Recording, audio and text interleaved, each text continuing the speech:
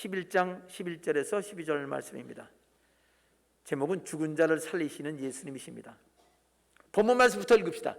히브리서 11장 11절에서 12절 말씀, 우리 다 같이 함께 읽겠습니다. 시작. 믿음으로 사라 자신도 나이가 많아 단산하였으나 잉태할 수 있는 힘을 얻었으니 이는 약속하신 일을 미쁘신 줄 알았습니다. 이러므로 죽은 자와 같은 한 사람으로 말미암아 하늘의 허다한 별과 또 해변의 무수한 모래같이 많은 후손이 생육하였느니라. 아멘. 이 본문 말씀에 죽은 자라는 말이 나옵니다. 12절에 죽은 자와 같은 이네요. 완전히 죽은 게 아니고 죽은 자와 같다 이 말이죠. 그런데 설교 제목은 죽은 자를 살리시는 예수님이다 그랬어요. 예수님께서 이 땅에 계실 때, 육신으로 계실 때 죽은 사람 살리셨죠. 우리가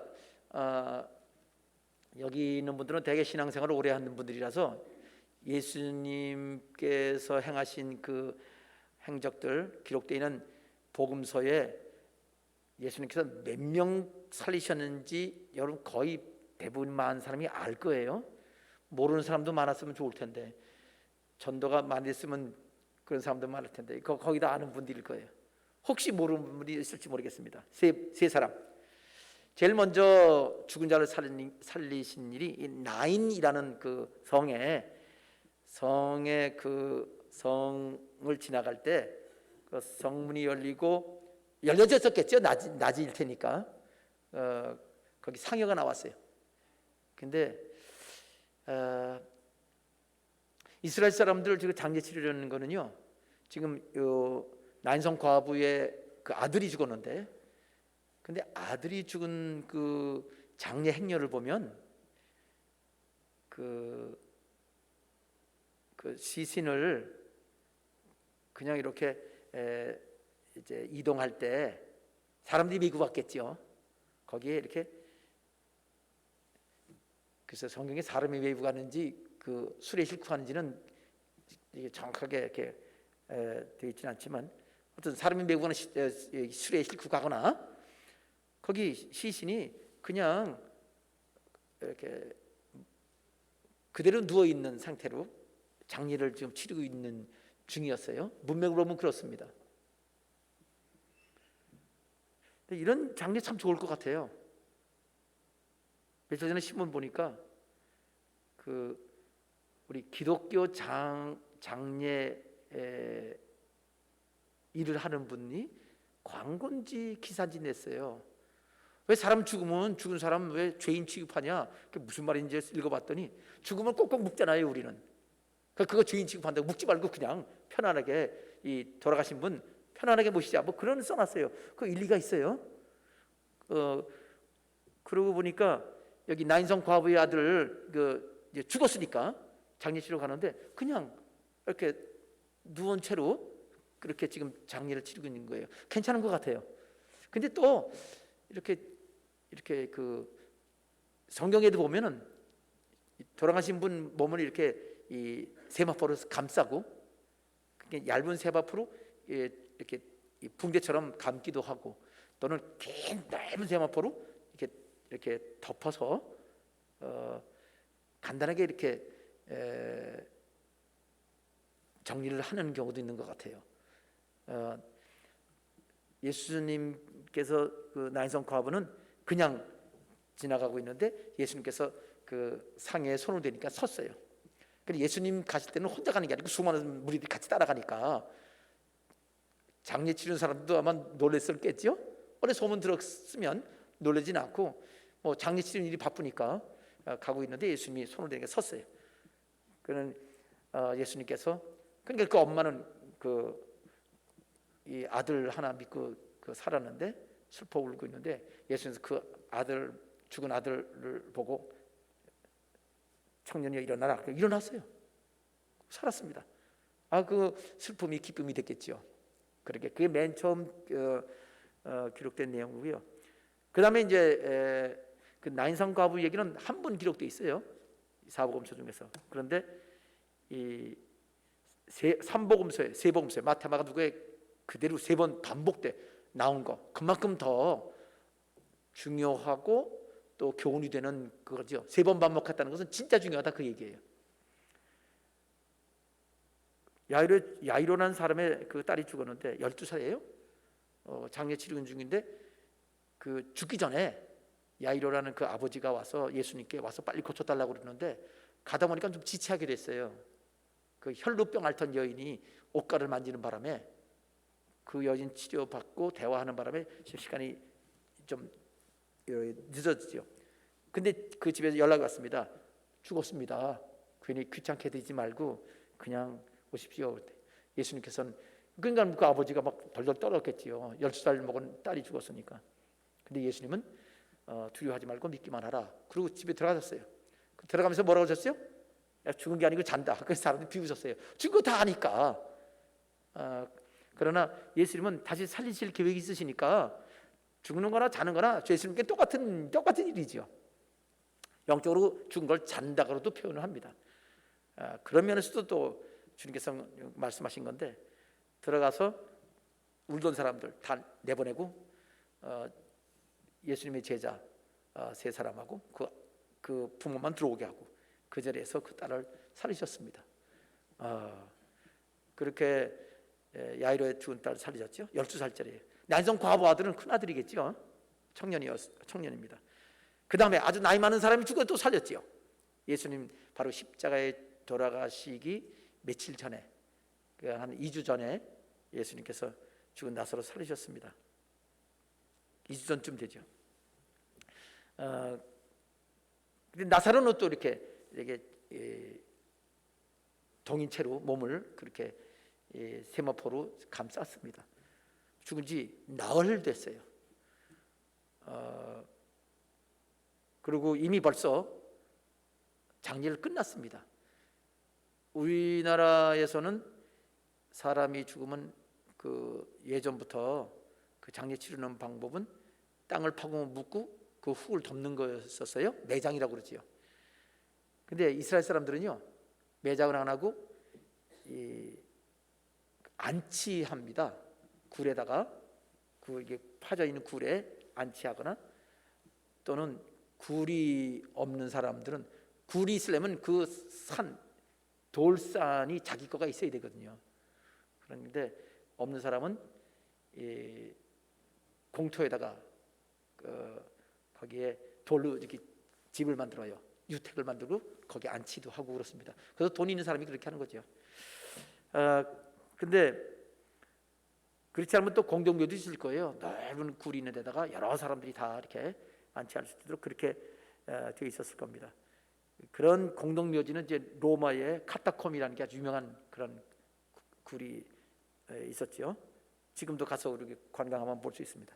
자, 이렇게 나사로가 장례를 치렀는데 굴 문은 이제 그 앞에 그 안치한 그 앞에 굴 문은 돌로 막았죠. 돈이 있는 사람들은 큰 돌로 굴에다 막고요. 좀 돈이 좀 적은 사람들은 작은 돌 이렇게 갖다가 쌓고 또 그래도 좀 신경 쓰려면 거기 회치를 해서 이렇게 냄새 안 나고 또 누가 함부로 들어오지 못하도록 그렇게 하기도 합니다. 근데 예수님께서 그 두 누이 보고 죽은 나사로 사람 돌 옮겨놓으라 그러고 나사로에 나오라. 그 나사로가 이게 배로 동이채로 나와서 그 누이들 보고 풀어놓아 다니게 하라. 살리는 건 예수님 살렸는데 다니게 하는 거는 사람이 해야 되는 거예요. 그게 하나님의 원리입니다. 그것까지 하나님이 해달라고 그러면 그 다음에 그냥 죽겠지요. 꽁꽁 묶여가지고 어떻게 할 수 없습니까? 그러니까 우리가 그거 살리는 일을 해야 돼요. 예수님은 살리시는데 우리는 살아 움직이도록 사실 전도하는 건 그거 하는 거거든요. 예수님이 살리실 준비가 된 사람한테 가서 이제 말씀 전하면 살아나면 안내하고 인도하는 일을 우리가 하는 게 전도의 가장 중요한 많은 큰 역할이라고 할 수 있습니다. 자, 이렇게 예수님 3사람을 살리셨어요. 자, 그러면 그 예수님이 살린 게 부활이냐? 이 사람은 전부 다 다시 또 죽었어요. 그래서 정확한 표현을 좋아하는 사람들은 그걸 소생이라고 불러요. 예수님은 사람들을 부활시킨 게 아니라 소생시킨 거다 이렇게 말을 하는데 그것도 일리가 있지만 부활이라고 말해도 틀린 건 아니에요. 왜냐하면 나사로를 살리실 때 예수님께서는 울고 있는 그 누이에게 말하기를 나는 부활이요 생명이니 나를 믿는 자는 죽어도 살겠고 살아서 나를 믿는 자는 영원히 죽지 아니하리니 내가 이걸 믿느냐? 그럴 때 말하다가 예 믿습니다 그랬어요. 그러면서 마지막 부활 때 우리 다 살아날 때 살아날 걸 믿습니다 이렇게 얘기했죠. 미래로 얘기했는데 예수님께서는 지금 살리실 계획을 갖고 계시고 무덤에 가서 돌로 옮겨나오고 그러니까 누군 죽은지 나흘 돼 가지고 냄새가 납니다. 그랬더니 내가 말했지 않냐? 믿으면 영광을 보리라. 그러니까 믿고 행하라는 얘기죠. 믿음은 신뢰하는 거고 신뢰는 반드시 순종이나 충성으로 이어지게 돼 있어요. 명령이 있으면 순종이고 명령이 없으면 충성으로 이어집니다. 신뢰가 순종과 충성으로 이어지는데 그 말을 하니까 그냥 옮겨놨어요. 왜? 신뢰 믿으니까 순종해야지요. 옮겨놓으니까 그냥 살렸습니다.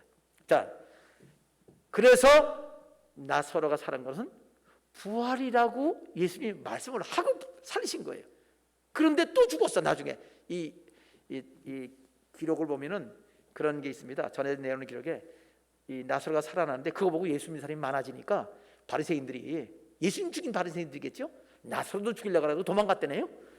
그 바다 건너서 구부로 섬으로 돌아가서 거기서 목회하다가 거기 죽어서 거기에 무덤이 지금 있다고 하는 글을 제가 읽은 적이 있습니다. 자, 이렇게 그러면 소생인데 왜 부활이라고 예수님이 그랬겠냐?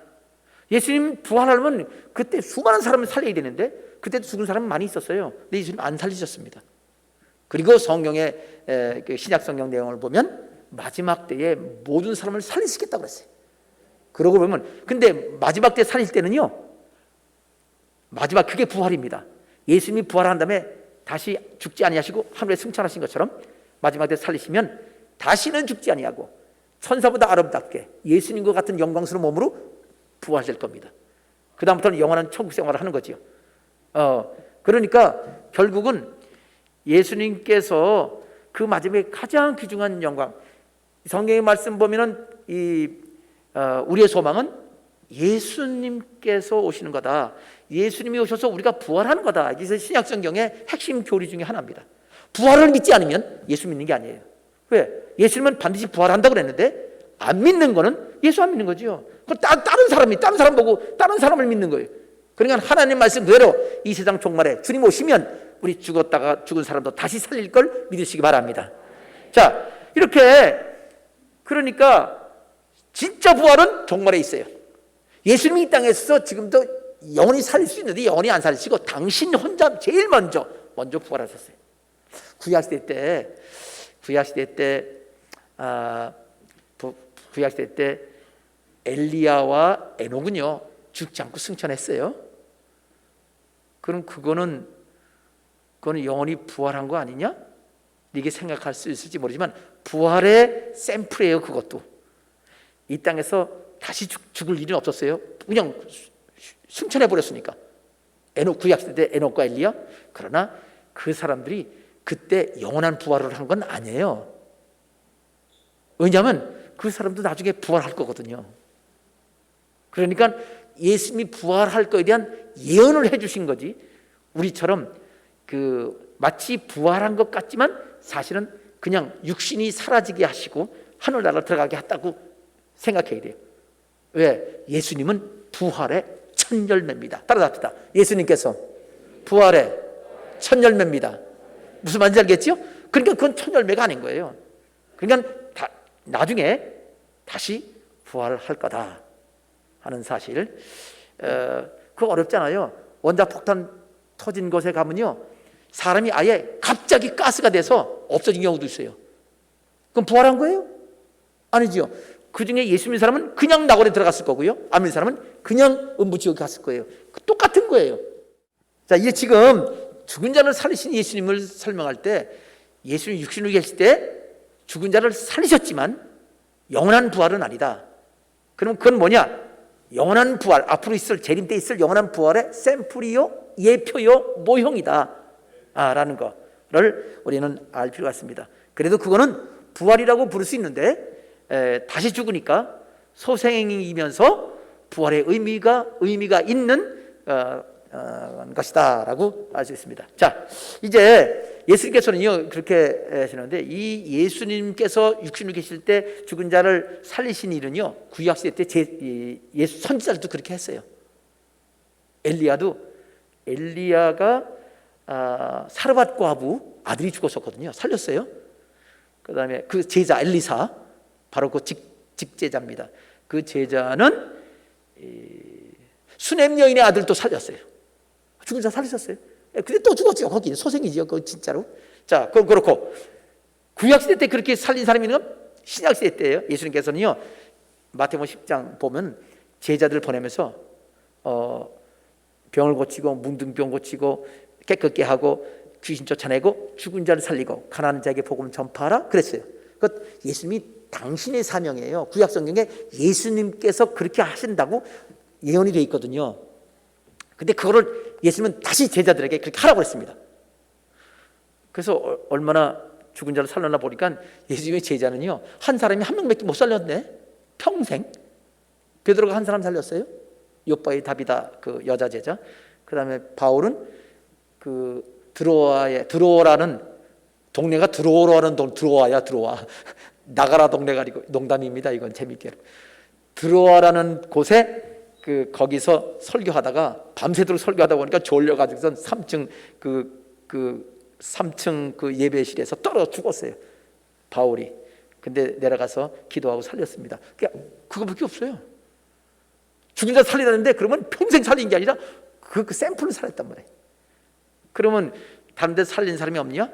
근데 옛날에는요 그런 죽은 자 살린 경우도 많이 있어요. 우리나라도 많고요 외국도 많이 있어요. 근데 요즘은 없어졌습니다. 왜냐하면 요즘에는 죽자마자 냉동실에 들어가니까 살아날 수가 없어요. 옛날에는 죽으면 3일 동안 이렇게 운묵에다가 윗묵이라고 그래요? 운묵이라고 그래요? 운묵? 윗묵? 그한테는 차가운 데래요. 몸에 빨리 썩을까봐. 그리고 병풍 쳐놓죠.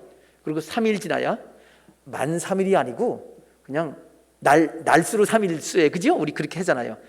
3일 뒤에.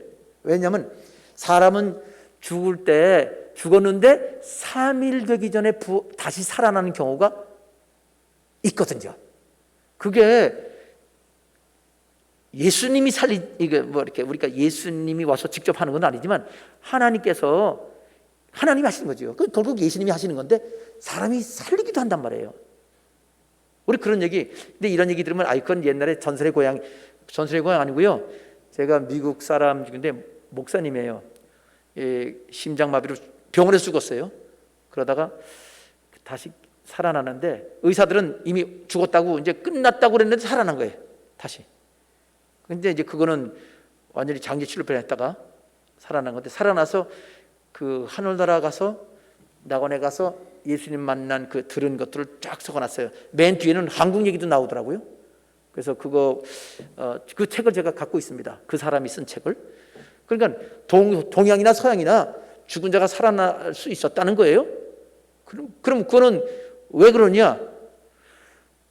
성경에는 그런 거에 대한 특별한 설명은 없지만, 그러나 베드로나 바울이 그리고 엘리야나 엘리사가 죽은 자를 살리신 것을 보면 이거는 그런 사람들과 관계없이, 주의 종들과 관계없이 하나님이 직접적으로 이 죽은 뒤에 이후에 영적인 세계가 있다는 것을 우리가 알려주시려고 그냥 특별 역사를 하신 거라고 이해가 돼요. 그렇다고 해서 다 믿는 건 아니에요. 그리고 더 예수님을 안 믿는 사람도 있습니다. 자, 오늘 말씀은 이제 죽은 자를 살리신 예수님에 대해서 죽은 자에 관한 살리는 건 여러 가지 말씀을 드렸는데, 지금 이제는 냉동실에 집어넣지 말아야 됩니까? 그러면 그건 마음대로 하세요. 옛날처럼 윗묵에다가 이렇게 놓든지 병풍 쳐놓고 있든지 그건 마음대로 하셔도 괜찮은데, 실제로 우리 순복음 교단에 어떤 목사님도 죽었다가 살아난 분이 계세요. 머리가 하얀 분입니다. 김상호 목사님이란 분. 그런 분, 사모님 먼저 돌아가시는데 너무나 부부애가 좋았나 봐요. 막 울다가 그분도 돌아가셨어. 그래가지고 쌍초장 났다 그래가지고 목사님들이 다 내려갔는데, 그분이 아마 대전에서 목회를 했던 걸로 기억해요. 그때 조영기 목사님이 직접 가셨다고 그래요. 그런데 갑자기 이 병풍 뒤에서 부스럭거려서 놀라가지고 목사님이 다 도망갔다네. 부활을 믿는 목사님들이 살아난 거예요. 그리고 그분도 하늘나라 가서 먼저 천국 간 사모님 만난 얘기를 한 거를, 그분 죽은 다음에 다시 깨난 뒤에 그분도 제가 몇 번 뵌 적이 있습니다. 그러면서 조영기 목사님이 그러더라고요. 하나님이 나한테 그런 체험 주시지, 그럼 내가 말을 재밌게 잘할 텐데, 잘 전할 텐데. 근데 김상 목사님은 그렇게 말을 재밌게 잘 전한 분이 아니라 성경 말씀을 쫙 그냥 외우시는 분이에요. 설교 때 그냥 성경 말씀을 줄줄 외워가지고 설교를 이어가요. 조금 설교 스타일이 다른 분이에요. 그렇게 얘기한 것까지 들은 적이 있습니다. 이렇게 죽은 자 살리는 얘기를 예수님 얘기, 또 선지자와 구약 선지자, 신약의 제자들, 그리고 또 일반적인 경우까지 이게 영적으로 어떤 의미가 있는가를 말씀드렸습니다. 자, 그러면 그 죽은 자를 살린 예수님인데, 그러면 이제는 어떡하냐? 이제는 예수님은 우리가 죽은 다음에 곧바로 냉동실에 들어가니까, 뭐 3일장 한다고 해도 냉동실 속에서 3일장 하니까 이제 그거 끝난 거죠. 뭐 어떻게 할 수가 없습니다. 그런데 오늘 성경 말씀 본문이요, 히브리서 11장 11절 12절 말씀을 보면요, 같이 한 번 더 읽어요. 아까 읽었지만 읽겠습니다. 믿음으로, 시작. 믿음으로 사라 자신도 나이가 많아 단탄하였으나 잉태할 수 있는 힘을 얻었으니 그는 약속하신 일을 미쁘신 줄을 알았습니다. 이러므로 죽은 자와 같은 한 사람으로 말미암아 하늘의 허다한 별과 또 해변의 무수한 모래와 같이 많은 후손이 생육하였느니라. 이 말씀 보면 죽은 자라는 말이 나오잖아요. 근데 진짜 죽은 건 아닌 거 아시죠? 아브라함도 지금 나이가 많았어요. 하나님께 아브라함은 자식이 없었거든요. 물론 그 아내의 몸종, 여종 이 하가를 통해서 아들 하나 낳긴 낳는데, 하나님께서 그거는 내가 주려고 했던 아들이 아닌데 네가 마음대로 만들었어, 그렇게 했어요. 그걸 통해서 참 우리는 교훈을 많이 받아요. 하나님이 주시려고 하는 것 말고도 인간들이 자기 마음대로 애를 만들 수 있구나. 하나님 주신다는 자, 근데 허락은 하셨어요. 그러니까 그건 자연 현상 가운데서 이루어지는 거는 하나님이 그래 허락해 되는 거거든요. 그렇게 하니까 그래 애기 낳도록 해. 그래가지고 이스마엘 후손하고 이삭 후손하고 계속 싸우잖아요, 지금 중동지방에서. 그러니까 우리가 어떤 행동에 대해서 하나님께서 행동에 대한 책임을 짊어져야 한다는 것을 우리가 알려주시는 거예요. 씨를 심었으면 거두게 된다는 거죠. 그래서 하나님 기뻐하지 않는 애기 가지려고 그러면 만들어지는 거예요. 그러나 우리는 하나님이 주셨다고 다 좋아할 게 아니라 계속 그냥 수천 년간 계속 이 후손들 간의 전쟁을 일으키려면 마음대로 만들고, 아니면 하나님 기뻐하는 사람만 받으면 좋겠어요. 네. 이게 하나님은 왜 이스마엘을 주셨나? 이거 원리가 성경은 그냥 알면 이해가 되는 거예요. 이미 우리는 그 2000년 역사를 보기 때문에 그렇습니다. 자, 이제 아브라함이 하나님께서 아브라함과 사라에게 아들 주신다고 했으니까, 근데 그때가요, 아브라함은 이제 더 이상 아기를 가질 수 없는 늙은 몸이에요. 늙었단 말은 성관계를 못하게도록 이게 무능하게 됐단 말이에요. 영어로 말하면 임포턴스가 됐단 말이에요. 임포턴스. 발기불능이 된 거죠. 늙으면 그렇게 되죠. 그 다음에 사라도 이 여성에게 있는 생리가 끊어졌다. 우리 성경에는 그렇게 있는데 옛날 개역 성경에는 뭐라고 돼 있지? 경수가 끊어졌는지라 이렇게 돼 있어요. 그거는 뭐 똑같은 말입니다. 단어만 다르고. 자, 이제 지금 이 말이 히브리서에는 그냥 죽은 자와 같은 이런 표를 썼어요. 여긴 사라에 관한, 아내에 관한 얘기니까 한 사람이라고 했지만 아브라함까지 말하면 죽은 자와 같은 두 사람을 통해서 보세요. 살아있지만 아기를 더 이상 못 갖는다, 아기를 갖고 싶은 사람에게 있어서는 이 아브라함과 사라는 죽은 사람과 다르고 없어요. 죽은 사람도 아기 못 낳잖아요. 살아있어도 아기 더 못 낳는다. 죽은 거나 마찬가지다. 이렇게 말할 수가 있는 겁니다. 그래서 이 사람들은 죽은 자와 같아. 그냥 죽은 자야. 그냥 자식은 끝난 거야. 이렇게 말할 수 있다는 얘기예요. 그런데 이 얘기가 좀 더 자세한 얘기가 로마서에 나옵니다. 로마서에 분명히 이렇게 어떻게 기록되어 있냐면은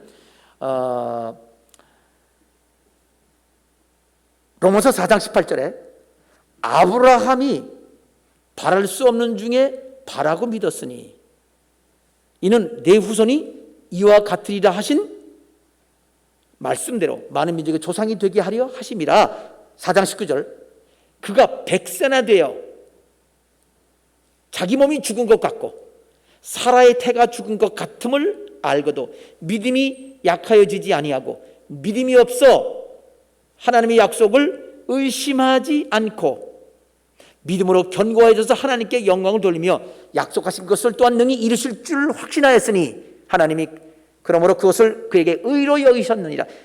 의로 여기셨다. 응답받을 만한 자격이 있다. 의롭다는 말은 응답받을 자격이 있다, 그 뜻이에요. 그렇게 해서 이삭이 100살에 태어난 겁니다. 그러나 불가능한 건데 사라는 한 번 아기 낳고 끝났어요. 아브라함은 몸이 갑자기 그냥 젊은 사람이 돼서 회춘이 돼가지고 후처를 얻었어요. 그래서 6명을 더 낳았어. 그래 난 자식들 8명이에요. 8명. 이스마엘과 이삭하고 2개 6가지 8명이 됐습니다. 이렇게 하나님은 고치실 때 한 번 고치실 수도 있고 한 번 고치셔서 오래도록 갈 수 있도록 이렇게 있다. 그럴 수도 있다는 걸 알 수 있습니다. 자, 오늘 지금 다시 본문으로 돌아가서 조금 시간이 좀 더 걸렸는데 여기 죽은 자와 같은 사람을 하나님이 치료하신 거잖아요. 근데 죽은 것과 같다고 생각하면 죽은 상태에서 살리신 거라고 할 수 있습니다. 자녀를 가질 수 있는 능력을 살린 거잖아요. 그래서 우리 말씀을 보면 이 말씀이 여기뿐 아니라 또 여러 군데 있습니다. 죽었다는 개념이 실제로 육신이 죽은 것도 있지만 자녀를 갈 수 없는 상태, 자녀 생산이 완전히 그건 사망 상태다. 그것을 치료하는 것도 살리시는 하나님의 능력이다라는 것이 성경적으로 하나님께서 이 표현하시는 방법입니다. 왜? 하나님은 죽은 자 살리는 거나 병든 자 고치는 거나 늙은 자 다시 그 젊은 힘을 주시는 거나 하나님은 말씀으로 다 하시는 겁니다. 우리는 죽은 것과 병 고치는 거를 다르다고 그러지만 하나님은 같다는 거 아시고 죽은 자를 살리신 하나님. 그래서 로마서 보면 아브라함이 믿은 하나님은 죽은 자를 살리며 없는 것을 있는 것 같이 부르시는 이시다. 아멘. 그렇게 하셨습니다. 자, 오늘 그래서 여러분이 병 고침을 받거나 기도응답 받거나 죽은 자 살리시는 하나님의 동일한 능력, 살리는 능력이 우리의 몸에, 우리의 삶 속에, 우리 생활에, 직장에, 사업에, 우리가 손대는 일에, 기도하는 일에 하나님이 역사하셔서 응답 주신다는 걸 믿으시기를 주님의 이름으로 축원합니다. 중요한 거는 하나님이 기뻐하시냐 안 기뻐하시냐 그 뜻이에요. 하나님이 안 돼, 와, 그러면 가는 거예요. 다윗의 아들이 그랬죠. 살려달라고 금식까지 했는데 안 살려줬어요. 근데 희한하지요. 죽을 수밖에 없는 사람인데 살리시는 역사가 여기 성경에 나와 있지만 먼 옛날 얘기 또 저 멀리 있던 얘기 아니라 바로 우리 교회 여기 우리가 경험한 우리 바로 옆에 있는 사람이 경험한 그런 얘기입니다. 그래서 오늘 설교는 요거로 끝나고 그냥 끝나면 좋겠지만 간증으로 이어져서 우리가 하나님 말씀이 이제도 동일하게 예전과 똑같다는 건 그런 은혜가 저와 여러분께 임하길 바랍니다. 중요한 건 하나님 뜻이라고 했어요. 자, 그런데 명심할 거는요, 간증이 있기 때문에 믿는 게 아니에요. 그러면 그 사람은 말씀을 따라가는 게 아니라 현상을 따라가요. 그러면 이게 귀신 역사 따라갈 수도 있어요. 우리 그래서 말씀을 믿고 말씀대로 됐구나, 할렐루야, 나는 말씀을 의지한다, 이런 믿음이 되시길 바랍니다. 자, 그 간증, 실제 우리 간증을 우리 김국한 형제를 통해서 듣겠습니다. 예, 마스크 벗고 했어요. 괜찮아요. 다 썼기 때문에 혼자 벗어도 괜찮아요. 예, 이제 하나님의 간증이 진짜 똑같은 역사가 일어난 걸 볼 수 있을 겁니다. 시작하세요. 안녕하세요. 김국한 성도입니다. 언제나 저희 곁에 함께 해주시며 부족한 저희 기도에 응답해 주시는 하나님의 역사를 간증하려 합니다. 저는 좋은지 자매와 무려 7년의 연애 끝에 2014년 4월에 결혼을 하였습니다. 그 후 6년 만에 하나님께서 정말 사랑스럽고 예쁜 딸 유겸이를 선물로 주셨습니다.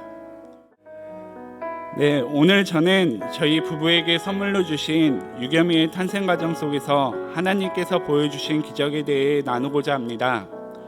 2019년 7월에 임신 테스트기로 임신한 걸 확인하고 아기집을 확인하러 8월 10일에 강남 차병원에 갔습니다.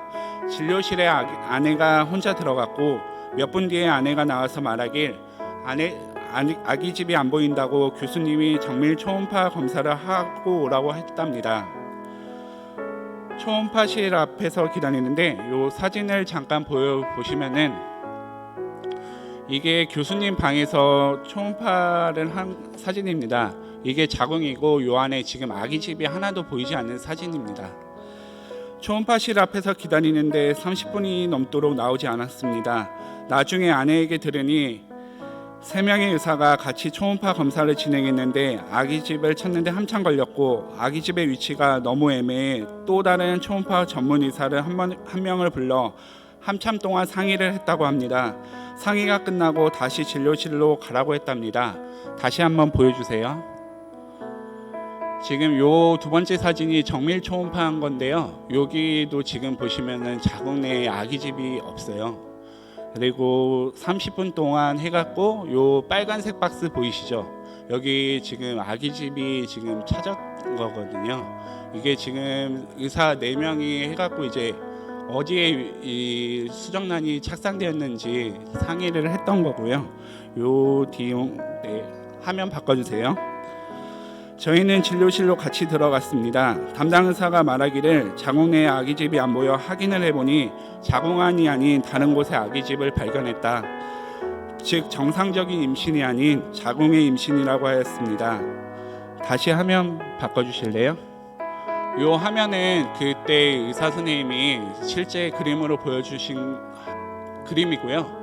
지금 요 가운데가 정상 임신하는 자궁이고 그리고 요 빨간 박스가 저희 아기가 착상된 위치입니다.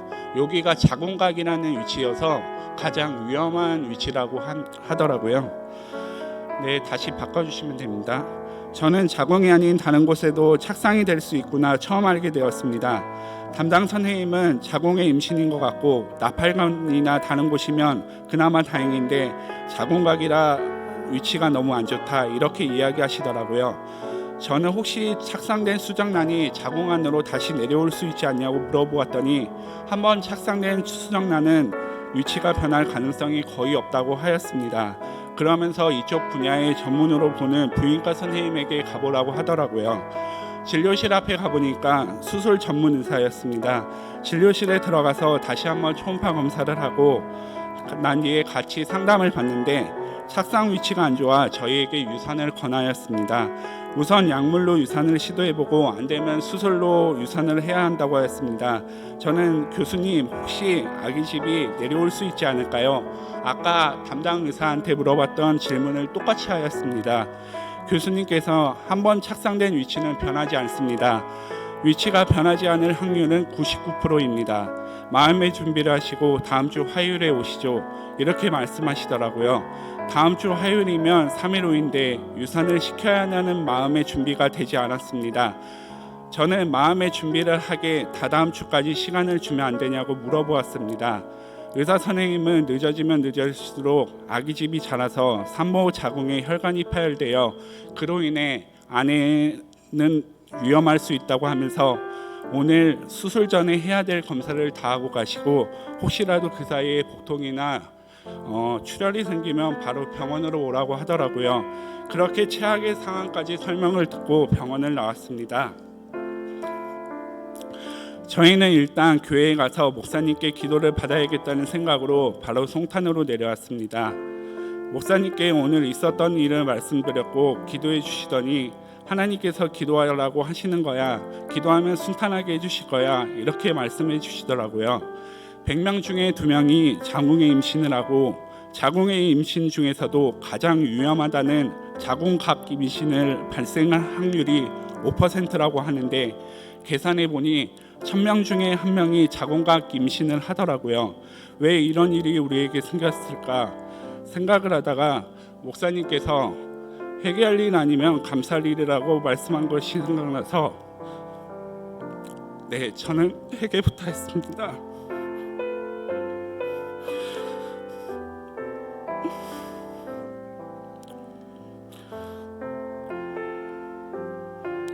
그동안 잘못했던 거를 하나하나 기억해내며 회개했고 또 성령 충만하지 못한 것들을 다 해겠습니다. 기도를 한 뒤 마음이 평안해졌지만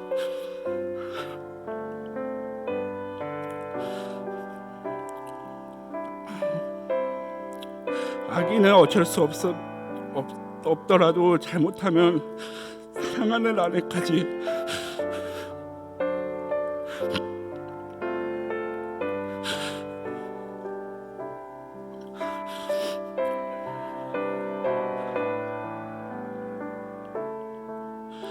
위험할 수도 있다는 생각에 매일 한 끼씩 음식하며 더욱 간절히 기도했습니다.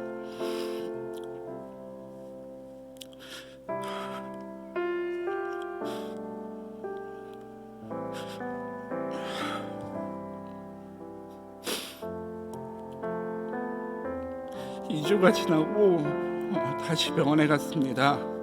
초음파 검사를 하고 상황이 안 좋으면 바로 약물로 아기를 유산시켜야 하기 때문에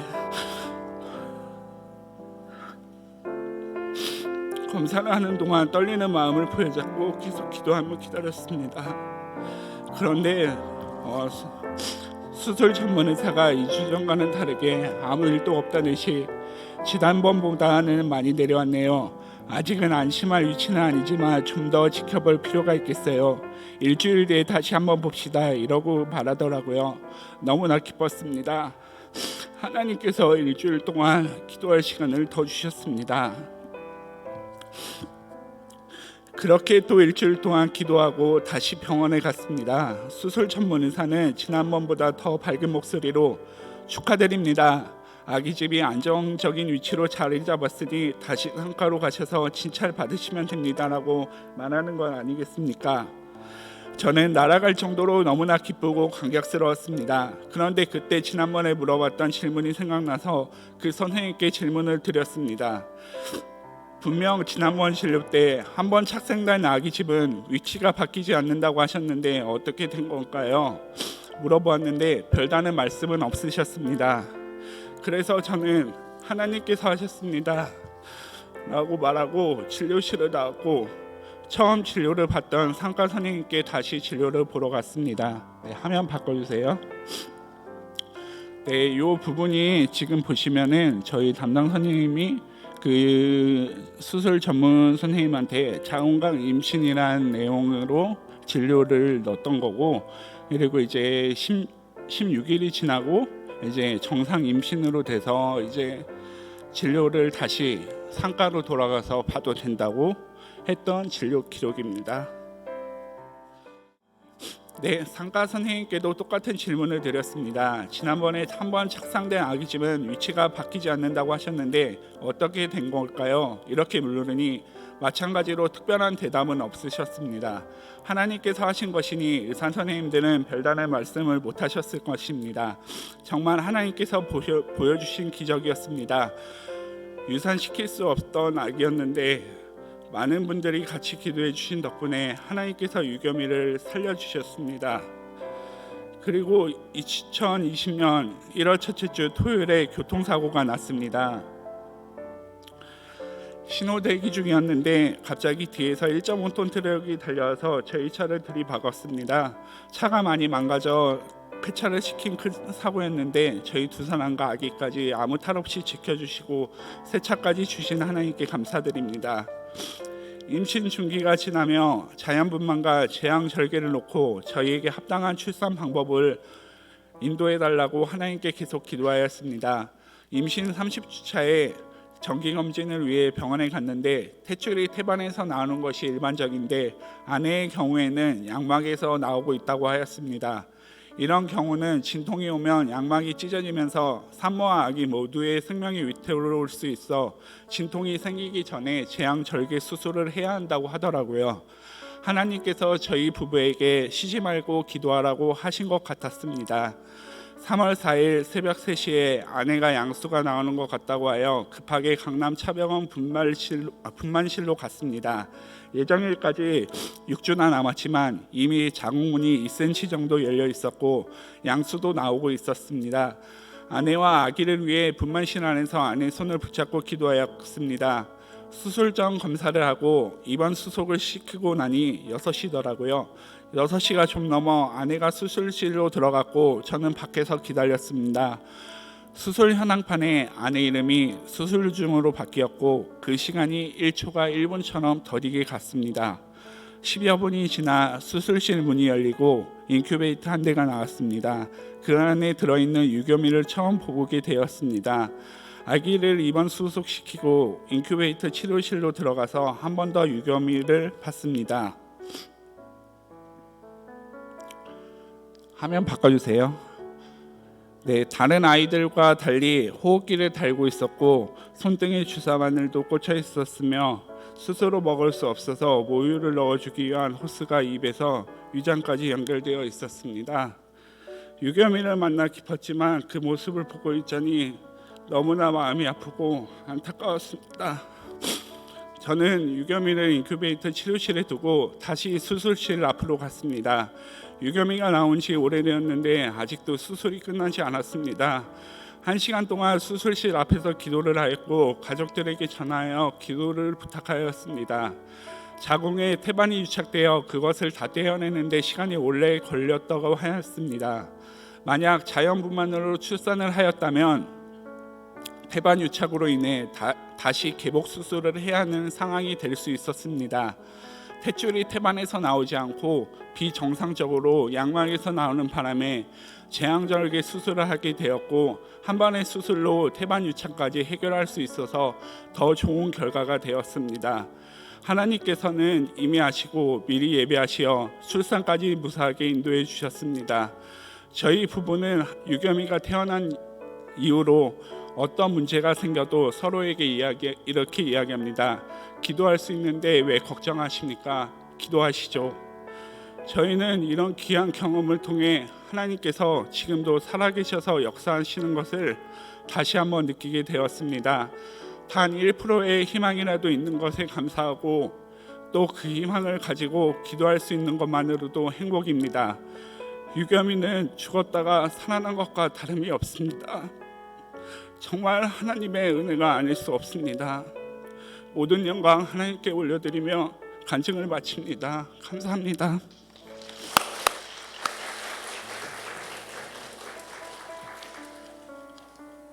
지금 우리 김국환 성도가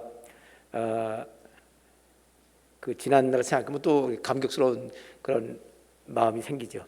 근데 여기서 제가 강조해야 될 거는 뭐냐면 김국환 성도가 그 아기가 자궁각에 있다는 거를 그 사실 그 진료 그 진단서를 보면은 그렇게 돼 있죠. 여러분 봤는지 모르지만 자궁각 임신으로 추정됨 그랬어요. 그러니까 네 명이 전문 의사들이 거기 있는 것 같다. 거기 있다가 아니라 그러니까 그게 안 보인 거예요. 잘. 저 그 초음파 사진도 거기 있을 것 같다. 거기 외에는 없다. 이렇게 한 거예요. 근데 그게 맞는 거지요. 나중에 보니까 거기서 좀 내려와서 그 위치에 그 아래 위치에 이렇게 착상되고 좀 더 내려와서 정상 위치에 됐다. 그건 말이 안 되는 거예요. 말이 안 되는 겁니다. 나무를 심었는데 뿌리가 내렸어요. 근데 나무가 저쪽 옮겨가서 심기지 않고 말이 돼요? 그게 안 되는 거거든요. 기적이 나타난 겁니다. 하나님이 죽은 자 살리신 거고요. 더 중요한 거는요, 김국환 성도가 엄청 울면서 기도했다는 거예요. 간절히. 그거는 아마 우리 교회 어떤 사람이 어떤 상황에서 기도한 것보다도 더 간절히 막 울면서 통곡하면서 기도한 걸로 알고 있어요. 사랑하는 성도 여러분, 오늘 말씀 금주 요절 말씀 한번 볼까요? 우리 요절 말씀 봅시다. 야고보서 5장 17절 18절 말씀 보면 어떻게 기도해야 우리가 응답받는지 나왔습니다. 함께 읽겠습니다. 엘리야는 시작. 엘리야는 우리와 성정이 같은 사람이로되 그가 비가 오지 않기를 간절히 기도한즉 3년 6개월 동안 땅에 비가 오지 않고 다시 기도하니 하늘이 비를 주고 땅이 열매를 맺었느니라. 야고보서 5장 17절로 18절 말씀. 간절히 기도했다는 거, 이게 중요하지요. 간절히 한 거. 진짜 이 귀국한 성도가 그렇게 간절히 기도한 거, 그때만 얘기 들었으면 여러분도 지금 제가 말하는 것의 그 느낌을 전달받을 수 있을 텐데, 지금 그 이야기, 본인이 간절히 기도한 것보다 하나님 기적을 행하셨다는 얘기를 더 강조해서 말했습니다. 간절히 기도한 거. 여러분도 얼마 전에 한 2달 전인가요? 우리 금요 밤 예배 때 이 기도 제목을 써서 내잖아요. 거기 감사 제목에 누가 그렇게 냈습니다. 기도는 하고 볼 일입니다 라고 써냈어요. 그분이 어떤 기도 응답 받는지 모르지만 하여튼 자기가 기도 응답 받았으니까 그런 얘기를 한 거지요. 기도해도 될까 하고 했는데 뭐가 된 거예요. 간절히 기도하면 이런 기적이 나타납니다. 그러므로 여러분 기도하면서 이 간절한 마음, 우리 예수 믿는 사람에게 나가오는 모든 문제는 둘 중에 하나예요. 뭐지요? 회개할 일 아니면 감사할 일이다. 대개 회개할 일이 있습니다. 감사할 일은 선교하러 갔다가 진짜 헌신하는데 어려움 당했다. 그건 지금 감사할 뿐 것밖에 없죠. 물론 그때도 회개할 것이 있을지 모르겠지만, 그러나 회개할 일이 항상 있다는 걸 알고 간절히 회개하면서 기도하니까 하나님께서 이런 기적을 베풀었습니다. 여러분도 이러한 기적이 응답이 임하기를 바랍니다. 바라기는요, 앞으로 한 달이나 2달에 한 번씩, 뭐 좀 늦으면 3달에 한 번씩이라도 간증 예배를 드리려고 이렇게 그러기 됐으면 하고 바래요. 근데 간증은 이건 진짜 이건 죽어다 살아난 거나 마찬가지인데, 이런 거 말고도 간단한 거, 그냥 5분짜리 간증도 와서 간증할 수 있었으면 좋겠습니다. 싫어요? 그럼 큰 간증하세요. 큰 간증 하려면 하나님이 큰 문제 주어서 죽냐 사느냐 가야 돼요. 그렇게 큰 문제 당하고 싶으면 당하세요. 아멘. 안 나오네. 크고 작은 문제에 관계없이 응답 받으시기 바랍니다.